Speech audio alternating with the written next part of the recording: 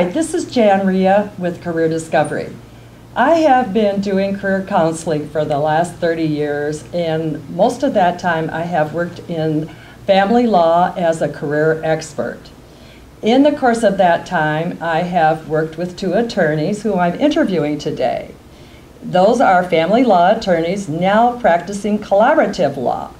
I'd like to say hello to Mark Weiss. Hi, Jan. Hello. And Holly Holbein. Hi, Jan.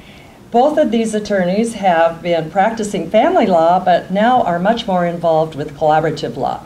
So why don't you, Mark, tell us a little bit about collaborative law and what attracted you to it? Sure. Collaborative law is a voluntary process that divorcing couples can choose to resolve their divorce without using the courts.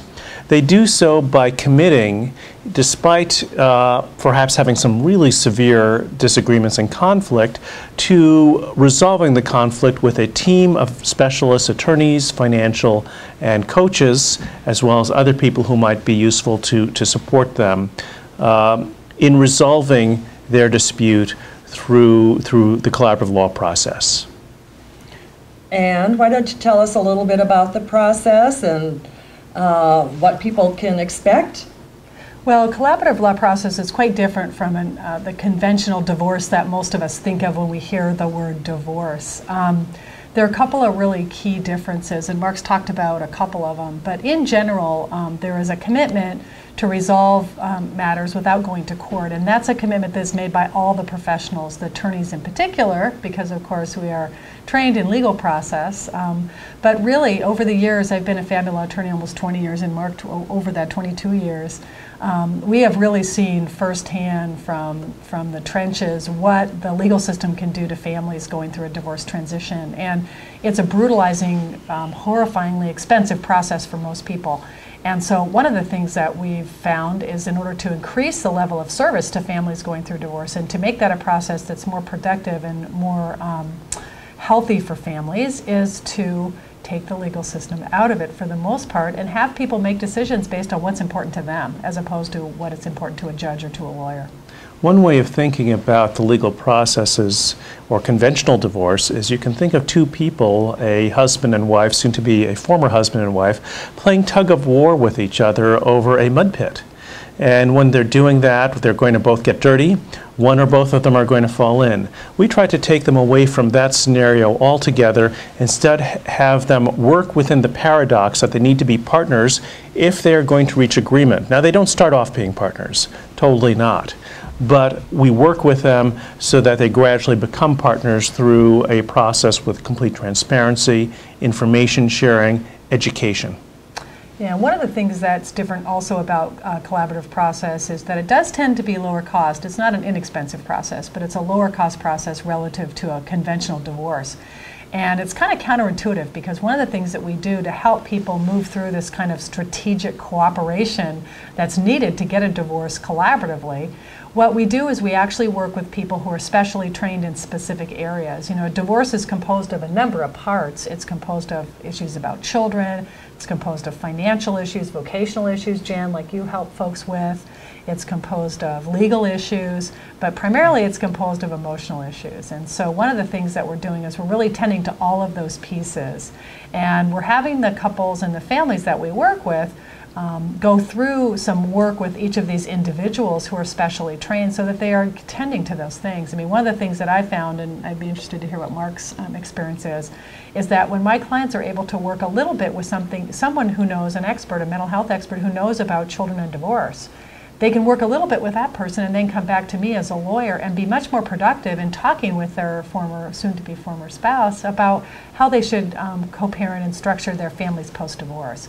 So frankly, it's kind of odd, but I'm really in the business as a collaborative lawyer of finding ways so my client doesn't have to spend time with me unless it's about legal issues. And so I'm there to support them, to help them understand, gather information, brainstorm possible scenarios that might work for them and their spouse, and to really support and advocate in the sense of helping them be educated and informed decision makers and consumers as they go through the process. But I'd be interested to hear what your experience is. Well, it's very similar, and in addition to the emotional part, there's also that financial part. And so the collaborative process will typically use a neutral financial specialist to help educate both spouses as to the finances, the current finances, as well as some modeling about what their future might look like. Everyone who goes through a divorce wants to be okay at the end of it. And having that financial piece in place and understanding it really allows people to make much better decisions for themselves. We focus on durability. And that means being able to make good decisions. It means being comfortable with the agreement. And that durable agreement is really what most people want in my experience. And I think one of the things that you're also focusing on is the intention to preserve the relationships as much as possible. So somewhere in the future, people can interact with each other, at least civilly. Grandparents, parents, neighbors, everyone gets involved with this divorce. So intention to focus on the future of better relationships. Yeah, and also to make sure that we keep intact the social fabric of this family.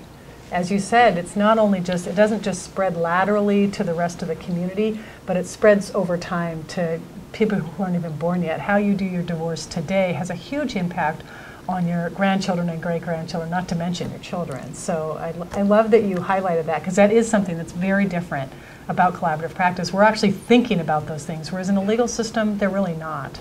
In one way to think about divorce is that it is a way of restructuring the family. Yeah. And the courts and judges do the best that they can. But it's not really an environment that's optimal for restructuring a family. And we work with people directly on that, head on, to restructure what will make sense for them, what type of family in the future is going to work. Yeah. So tell us a little bit about the process. How do you get it started, and who's involved initially? Okay. Can you, Holly? Yeah, I can. So a collaborative divorce is begun by each person hiring a collaborative lawyer. But the sort of the workhorse of a collaborative law case is where we actually have face-to-face meetings. So people are able to say things to each other in a supported atmosphere where they're really being coached and supported to have the kinds of conversations that they need to have to put forth their most important goals and priorities so that both spouses can work towards that. So it's a very structured process. Mm-hmm. And so we take people through different phases. The first phase is information sharing, learning about the finances, learning about the kids and what might make sense down the line, learning about various options, learning about the law, learning about all these things. Then, once everyone has that information, we move into this next phase, which is brainstorming. After the brainstorming phase, only then do we start negotiating and working on solutions. But that way, everyone has the foundation that's laid for that in a very structured process. Yeah. Good, that's important to know, because I think during divorce we feel kind of all over the place, scared and distorted, and so it's nice to have that structure to depend upon. Yes. So how do we find collaborative law attorneys? Mark, could you tell us about that? Certainly. One source is the internet, and most people watching this will probably get this on the internet. A place would be respectfuldivorce.org. That's the King County Collaborative Law, respectfuldivorce.org. The national organization is collaborativepractice.com, collaborativepractice.com. You can also go to Holly's website, which is hhattorney.com, or mine, mark-weiss, weiss.com.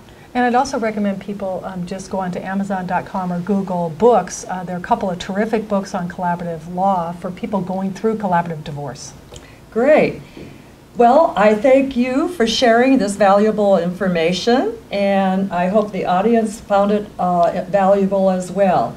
This is Jan Reha with CareerDiscoveryInc.com.